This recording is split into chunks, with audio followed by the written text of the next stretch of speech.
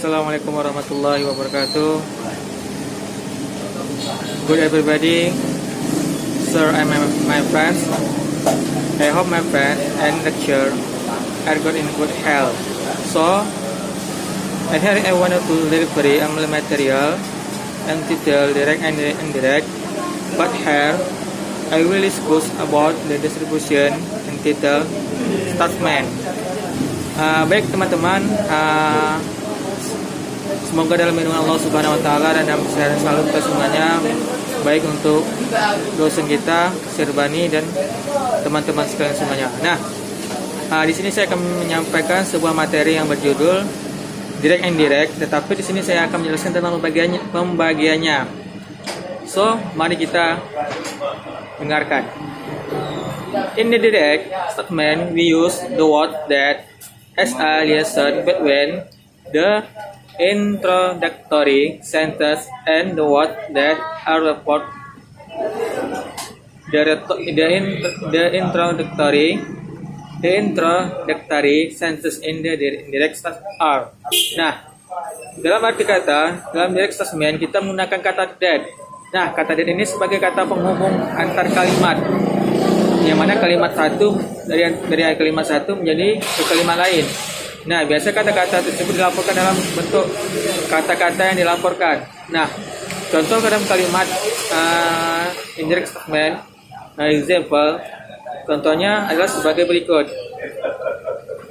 Number one, married to have friends, I have been to Bali twice.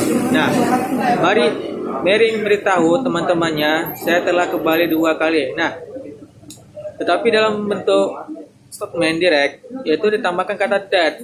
Nah, kata that ini memberitahukan bahwasanya itu penegasan, bahwasanya dia pernah pergi ke Bali. Gimana contohnya? Mari kita lihat. Mary told her friend that she had been to Bali twice. Mary memberitahu teman-temannya bahwa dia pernah ke Bali 2 kali. Nah, di sini kata penekanannya bahwa itu penegasan. Oke.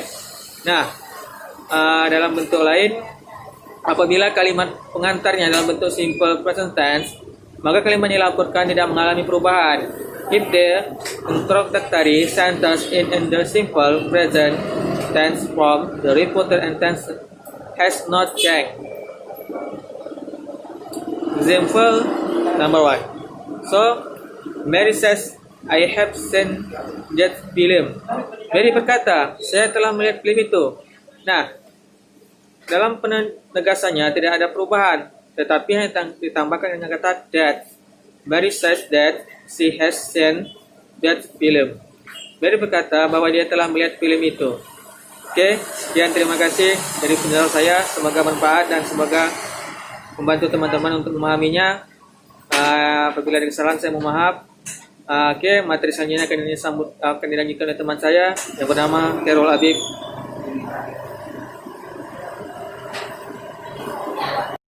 Baik, saya akan melanjutkan pembahasan tentang direct indirect, komen atau kalimat perintah. Pada kalimat perintah, baik kalimat langsung atau tidak langsung juga dibagi ke dalam kalimat perintah positif dan kalimat perintah negatif. Positive comment, kalimat perintah positif. Dalam kalimat perintah positif perlu menambahkan to di depan kalimat perintah yang digunakan sebagai penghubung antara kalimat pengantar dan perintah tersebut. Contoh, she asked me, open the door. Dia berkata, tutup pintunya. Lalu dijadikan kalimat perintah positif, she asked me to open the door. Dia mengatakan kepadaku untuk menutup pintunya. Lanjut, yaitu he said, do your homework now. Dia berkata, kerjakan pekerjaan rumahmu sekarang. Lalu kalimat positifnya, he said to me to do my homework now. Dia mengatakan kepadaku untuk mengerjakan pekerjaan rumah sekarang. Yang kedua yaitu negative comment, kalimat perintah negatif. Kalian harus tahu bahwa kalimat perintah negatif harus ditambahkan not to di depan perintah yang dilaporkan tersebut. Contoh, Randy told me don't eat this food. Randy berkata, jangan makan makanan ini. Setelah menjadi kalimat negatif komen, Randy told me not to eat this food. Randy mengatakan kepadaku untuk tidak makan makanan ini. Contoh yang kedua yaitu Kirana told Dimas, don't wait for me. Mari berkata pada Dimas, jangan menungguku. Menjadi kalimat Kirana told Dimas not to wait for her. Mari mengatakan pada Dimas untuk tidak menunggunya. Baik, segitu saja penjelasan mengenai komen, kalimat positif dan negatif, direct and indirect. Bismillahirrahmanirrahim. Assalamualaikum warahmatullahi wabarakatuh. Baik, saya akan memaparkan bagian 3 question, yaitu bila pertanyaan langsung atau direct question menggunakan kata-kata tanya seperti where, when, why, what, who, how, dan lain-lain, maka kata-kata tersebut digunakan sebagai kata penghubung, dalam report speech. Nah, pertanyaan yang dilaporkan berubah menjadi bentuk positif. Kalimat pengantarnya ialah yang pertama positive form. He asked me where, when, at. Contoh, the man asked me where do you live? The man asked me where I live. John asked Mary, why do you get angry with me? John asked Mary why she got angry with him. He asked him, when did you get back from your trip? I asked him when he had got back from his trip. He asked me, how will you go to there? He asked me how I would go there. John asked the girl, what is your name? What is your name? John asked the girl with what her name was. Nah, bila pertanyaan langsung tidak menggunakan kata-kata tanya dan hanya merupakan pertanyaan dalam bentuk yes and no question, maka kita menggunakan kata-kata if, whether, atau apakah sebagai penghubung antara kalimat pengantar dan pertanyaan yang dilaporkan. The boy asked John, does Mary live near her? The boy asked John if Mary lived near there. The teacher asked her, have you finished your homework? The teacher asked her if he had finished her homework. Not baik if maupun whether dapat digunakan bergantian. Nah, untuk bagian keempat ada report speech mix type atau jenis gabungan. Nah, bila pertanyaan dan pernyataan digabung dalam report speech, maka kita menggunakan kata as atau karena sebagai penghubung pada bagian kalimat pertanyaan yang dilaporkan. Dalam hal ini kalimat pertanyaan tersebut dilaporkan kemudian. Perhatikan contoh berikut ini. She asked me, what is the time?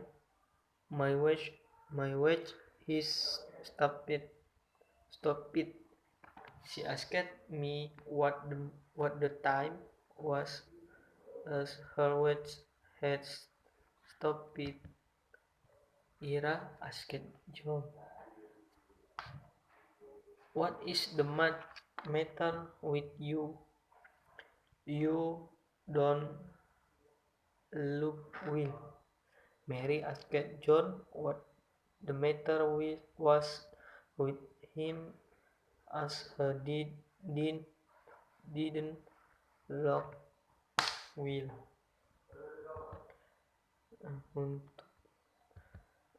Bila dalam pertanyaan langsung disertai dengan jawaban baik to yes dan no, maka kita menggunakan kata but sebagai penghubung untuk jawaban no dan kata and sebagai penghubung untuk jawaban yes. Contoh, he asked me, "Will you go out with me?" "No, I won't." He asked me if I would go out with him both said all. Nah, selanjutnya direct dan indirect with auxiliaries. Perhatikan perubahan-perubahan yang perlu dari auxiliaries. Ada was atau were, jadi had been. Nah, can menjadi could, might menjadi might, must and have to menjadi had to, must not menjadi wasn't to, must needn't menjadi didn't have to. Contoh, Mary said, I was sick yesterday. Mary said that she had been sick the day before. The man asked me, "Can you speak English?" The man asked me if I could speak English.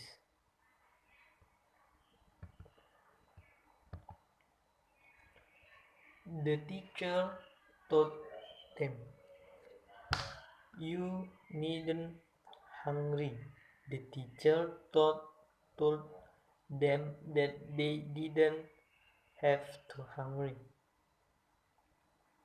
Nah, jadi itu tadi penjelasan bagian ketiga dan keempat. Terima kasih. Assalamualaikum warahmatullahi wabarakatuh.